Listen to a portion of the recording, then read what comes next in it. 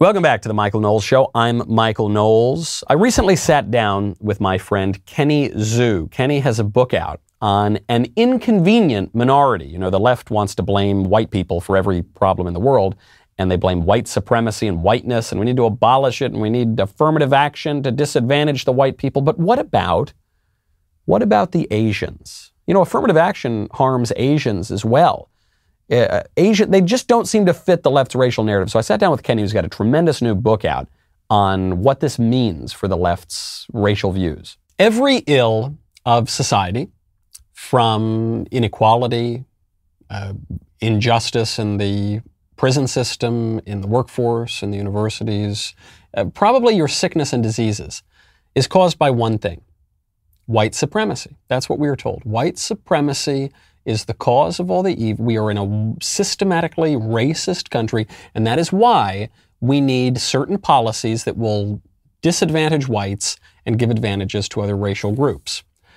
Okay, you know, you probably don't agree with that assessment of everything, but you will agree that is what is going on. But there's this really strange fact about this regime of affirmative action and legal racial discrimination. Namely, everything is allegedly, all the terrible things are caused by white supremacy, and yet Asians get punished as well. The Asians, I guess, became white somehow. So in order to attack white supremacy, you're going to disadvantage Asians in university admissions, most notably, but in other institutions and in the workplace as well. I can't wrap my head really around any of it, but certainly not around that aspect. So here to help me make some sense of it is Kenny Zhu. You may have read his writing in The Federalist, in Quillette. He is the president of Color Us United, and he is the author of a really terrific upcoming book, An Inconvenient Minority: The Attack on Asian American Excellence and the Fight for Meritocracy. Kenny, thank you for coming on. Thank you, Michael, for having me. So Kenny, look, as a swarthy American, there's a hyphen between the Y and the A, as a swarthy American, I understand the aspects of whiteness, and I understand the aspects of non-whiteness, and I know the supremacy and whatever. How the hell did Asians get lumped in with all of this? Because we were too successful. That's what happened. There's really no other way to explain it. Asian Americans came to this country. They were heavily discriminated against. Chinese exclusion, Japanese internment. You know, in California, California was actually a state where a lot of Black Americans went to seek emancipation and freedom. And yet at the same time in California, Asian Americans were often treated cruelly and very viciously. And so that was actually an example of a time and a place where Asian Americans were actually treated even crueler and relegated even lower on the racial hierarchy than Black Americans in California at the time. So look, Asian Americans have experienced discrimination, but they've still managed to succeed in this country. And actually, they're doing quite well.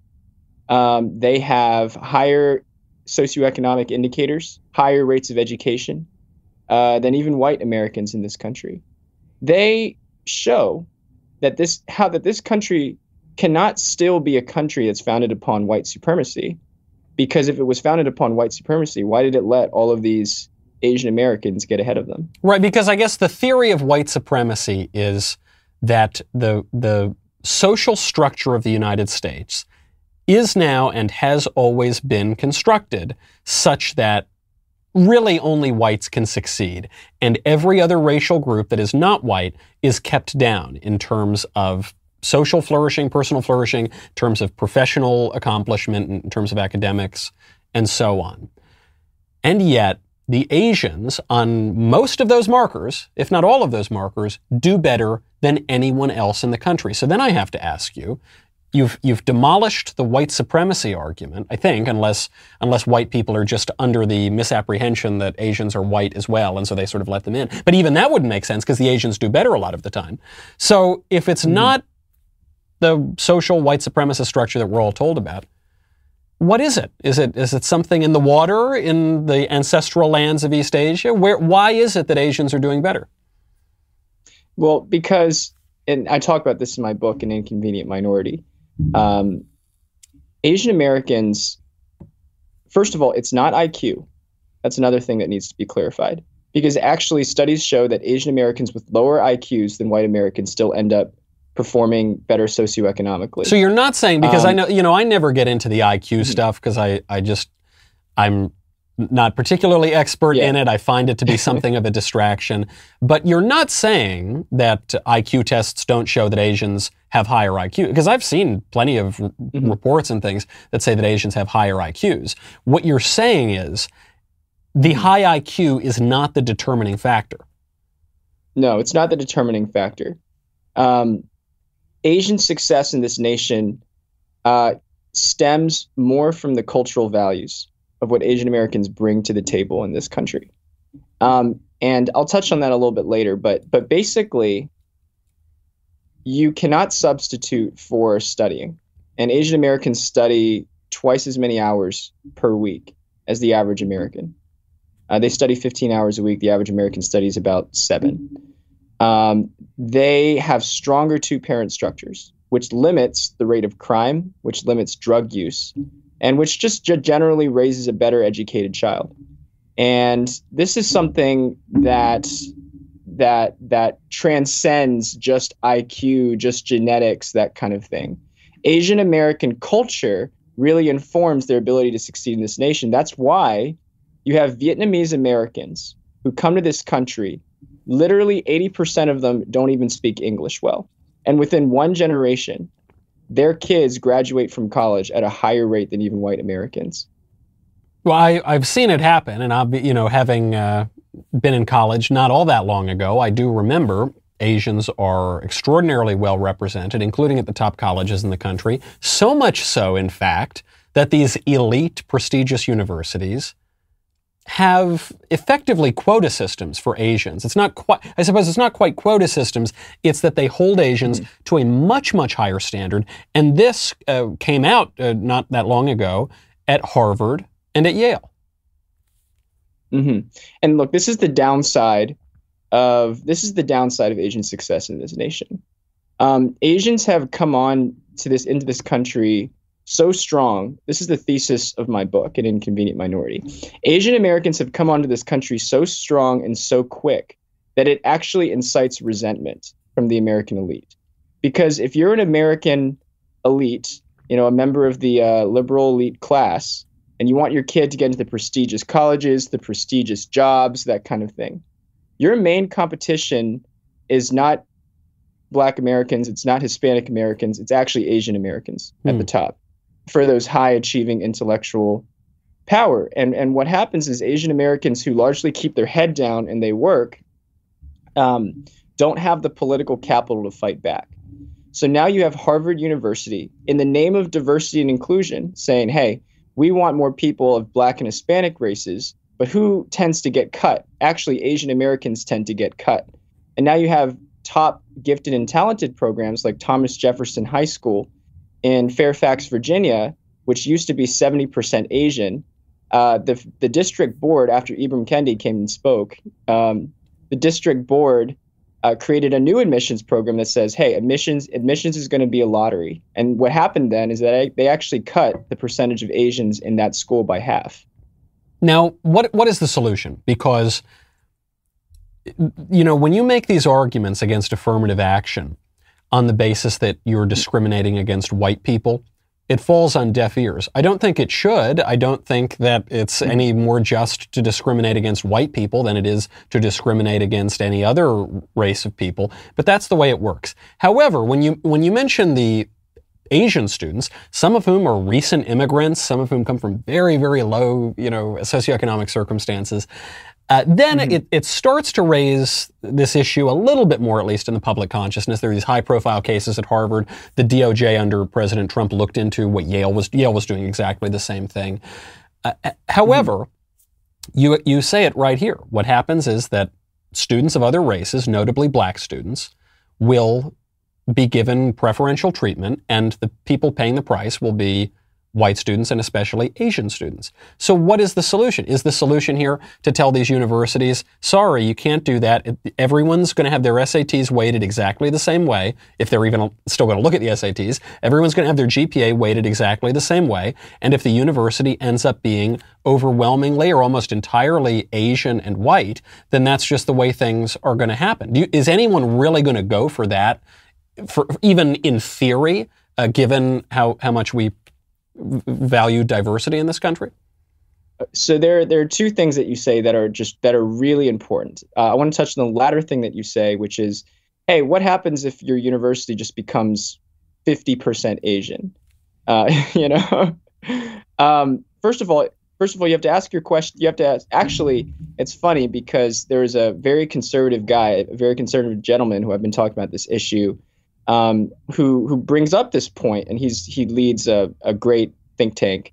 But he brings up this point. He says, well, would America tolerate a country where the 100% of the people at the top are of a certain race and 100% of the people at the bottom are of a certain race?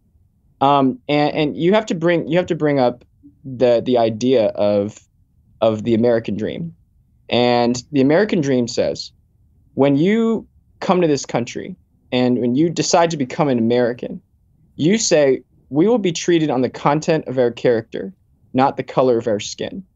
And so what that insinuates what that creates is the notion of equal opportunity, right? Everybody here should be given equal opportunities to succeed. They should be given a good education. They should be given an equal chance in terms of healthcare and everything like that. But some people, regardless of whatever initiatives that you have, will naturally rise to the top academically. Asian Americans disproportionately naturally rise to the top academically. And they do that because they work hard. And so that should be a wake-up call to the rest of the nation that says, hey, that is incentive for you to work hard too. And I think that's a big thing that we need to touch on in terms of this book as well. Kenny, I cannot believe you would use such a vile and offensive and bigoted phrase as hard work. We were told within the last few years by places like the Smithsonian Institution that terms like hard work, objective truth, diligence they're white supremacist dog whistles. It's not a joke. I mean, this has been out here in the mainstream. And so I don't want to strawman what the radical left would say. But what I think they would say in their stronger argument is, look, Kenny, it's true a lot of Asian immigrants come here and they don't have a lot of money and some of them really don't have two nickels to rub together and they work hard and that's great. But they are not saddled with the legacy of slavery whereby not all, but many black Americans' ancestors came over in slave ships. They were discriminated against. There was a system whereby anti-black racism was tolerated and encouraged. And then after slavery, you had Jim Crow, you had redlining, you had all sorts of things. And then frankly, even many of the welfare programs intended to help the black families actually ended up hurting the black families anymore. So no matter what kind of destitution Asians come from to this country, they will never have had it as bad as black people did. And so you say equal opportunity. What equal opportunity? Blacks in this country simply don't have it. And I think this is where you hear this talk from people like Kamala Harris and others of equity. We don't want equality of opportunity. We want equity whereby some people get preferential treatment and inevitably others are disadvantaged. Yeah, well, now we're comparing discrimination narratives. Let's just take that at face value that black Americans have a higher order discrimination narrative than Asian Americans. Let's just take that at face value. The problem is that the affirmative action policies that Harvard uses don't even necessarily benefit, say, the generations of slavery that the black Americans that actually have been trapped in generations of slavery. Actually, Harvard, 40% of Harvard's black class is actually black immigrant class. And a lot of people don't realize that. And then the other thing is, we mentioned before that you would want that a policy of affirmative action would would benefit blacks and Hispanics at the expense of whites and Asians. Well, it would also, Harvard's policy of affirmative action actually also benefits a certain strata of elite society, of elite blacks and elite whites that are legacies, that are children of donors. In fact, Harvard's own admissions system is nearly 10% children of donors. Yeah. Nearly 10% I'm shocked of it's that low. Harvard's class. I thought it would be higher. are children of donors, you know? And when I say admissions should be a meritocracy, when I say that hiring promotion should be a race-blind meritocracy, this is what I'm meaning. I'm meaning we should eliminate the facets of admission and the facets of hiring that are irrelevant to a person's merit. And I think that that's not just going to benefit Asian Americans. That's not just going to benefit white Americans, but that is going to benefit deserving Black Americans and deserving Latino Americans as well. Now, you're calling for what I think a lot of people would prefer, which is a more meritocratic system that does not pay a ton of attention to people's race and, you know, considers race as a very low-end factor and focuses on things that are more important. And yet, at the same time, we're seeing the rise of the Black Lives Matter movement. You're seeing on the very fringes of the right some more identitarian impulses among white people. And you're seeing, notably, and Pew Research put out this survey some years ago, what seems to be a rise in racial consciousness. So I remember Pew Research asked different respondents to a survey, is your race somewhat or very important to your identity? And for white people, the number was very low. It was about 15%. Very low racial consciousness. For every other racial group, Asians, Hispanics, and blacks, the number was greater than 50%. And for black respondents, it was over 70%. So very, very high racial consciousness for everyone except for whites. And then on the left right now, we're being told that race is the essential part of our identity, and we need a much higher racial consciousness. And of course, many conservative commentators who really detest the idea of racial consciousness pointed out years ago. They said if everyone else is going to have more of a racial consciousness, then eventually that's going to have to come to white people as well. You can't have a system where you're told there's no such thing as white people and race doesn't matter for you, but we hate you because you're white people and we all value our race very, very much. That's just a very unstable system. So are we going to get the Kenny Xu version where people get what they deserve and it's meritocratic? Or are the forces of racial identity politics just too strong? Racial identity politics is always going to be strong, but I mean, this is the work that I'm doing with Color Us United, colorusunited.org. It is true. Actually, 75% of Black Americans believe that their race is important or very important. We need to acknowledge that. 50% of Asian Americans believe the same. 15% of white Americans believe the same. But what we also know is that fixating on race actually psychologically tends to produce worse self-confidence, worse life outcomes, higher rates of depression, everything like that. There was a survey, and also it actually even skews your reality when you fixate on race, because there was a professor named Dr. Eric Kaufman who released a study that showed that a substantial majority of Black Americans who voted for Biden, when asked the question, what kills more Black Americans every year, car crashes or police shootings? Yeah. A substantial majority of Black Americans chose police shootings, and who voted for Biden. And the reality is, no, car crashes killed Black Americans higher, over 10 times more than police shootings. And so when you fixate on race, when you make race your identity, it actually skews your reality, and it skews you away from being able to engage in the fruits of society. I totally agree with you. I have noticed that race does make people crazy. I think I know why. I think I have some idea, but I would be curious to hear your thoughts. I mean, everybody you see seems to be retreating right now into these bizarre identities. I suppose mostly race, but also sexual identities, whether it's one's sexual preferences or one's gender identity, or, men who think that they're women, or the 7,000 new genders that people can pretend to have. Why is that? I mean, why does identity seem to be multiplying in all these really bizarre ways? because people want to feel like they belong. People want to feel like they belong.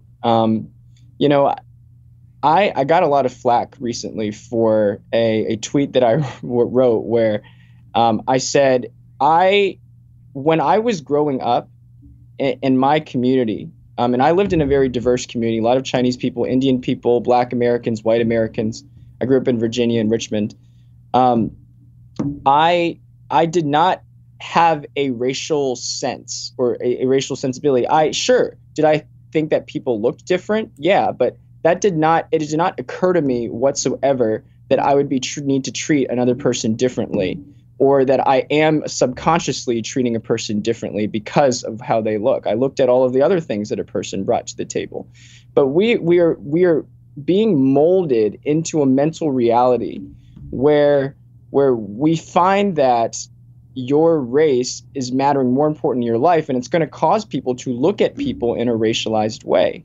And so this, I think, is the new reality that we are being threatened to live in by leftist ideologues who want to preserve this this racial ideology, usually for their own gain. I think that's a very good point, and this sense of belonging reminds me of a line that a priest friend of mine mentioned some years ago, where he said, you know, when you find your identity in "I am that I am," which is the name that God gives to Moses. Moses says, "Who are you?" He says, "Tell them I am that I am." And Christ says this too. He says, "Before Abraham was, I am." When you find your identity in being himself, you know, the very essence of being, then you can know who you are. And when you don't, when you turn away from that, then you are left with this very pathetic question: who am I? It's like a teenager who goes through a goth period, and then he goes through a punk period, and then he goes whatever, you know. You just try on all these identities, and they multiply, and they get very, very silly. The Christian culture that shaped the West created, you know, maybe for the first time in the history of the world, anti-racism. I know that's a loaded term now, but it created a culture where race really did not matter at all. And it strikes me that this is basically the first time in human history, the last, 70 years or so, that race hasn't been all that big of a deal. Everywhere else in the world, it remains a very big deal.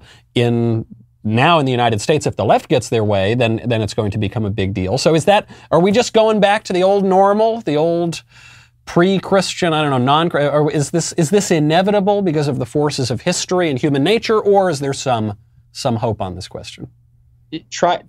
Tribalism has always been here. It's not the fact that tribalism exists that we should be surprised. It's the fact that we've been able to transcend tribalism to some extent. Yeah. That should surprise us. That should shock us. And a lot of that does have to do with the Christian foundations. All men are created equal. Martin Luther King articulated those foundations so well when he said, "I have a dream that my 4 children will be treated on the content of their character, not on the color of their skin."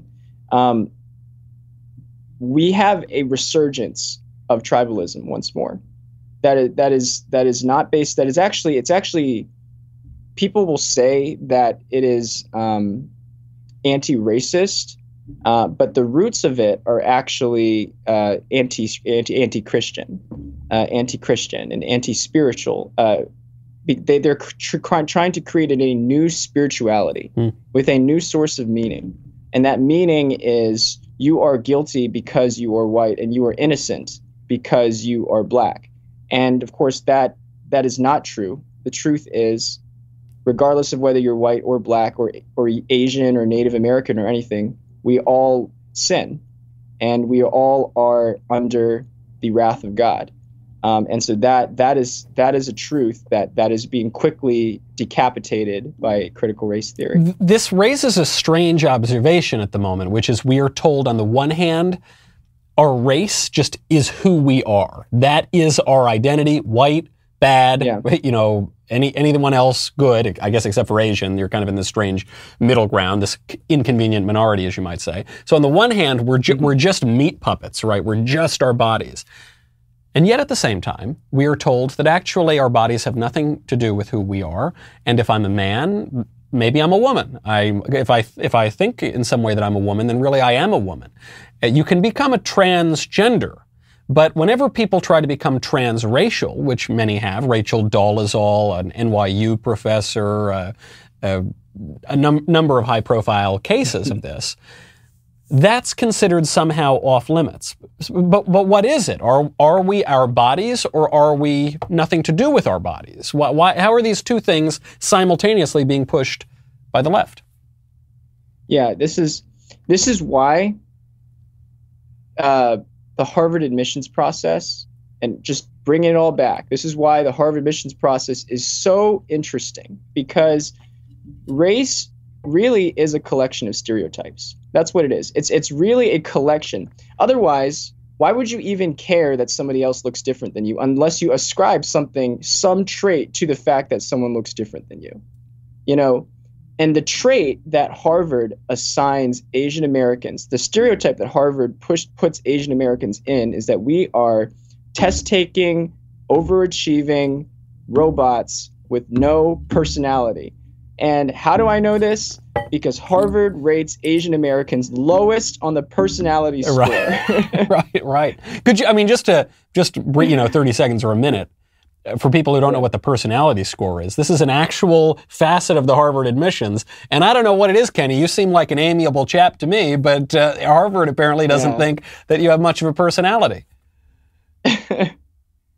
This is the absurdity of it all, because there is a glaring piece in all of this, where if you are going to have so-called race-conscious admissions, or extending it further, a race-conscious curriculum or critical race theory curriculum, then you necessarily have to stereotype. That's exactly what you're doing. You're actually looking at another race and you're saying the people of your race have this certain trait. That's what you're doing, and that's what Harvard has been doing. And so this is why this admissions system that has been going on for 30 years, discriminating against Asian Americans, is such a valuable resource for anybody that actually wants to understand what the left is doing with race, to look at. It's a great little key. I think it really, in this very direct way, it's subtle, but it's direct, just dismantles the whole crazy racial theory. The book is called An Inconvenient Minority. The author is Kenny Xu. Kenny, best of luck with the book. I really recommend people go read. I read it. I really enjoyed it. So go check that out, everybody. And Kenny, thank you for being with us. Absolutely. Thank you, Michael.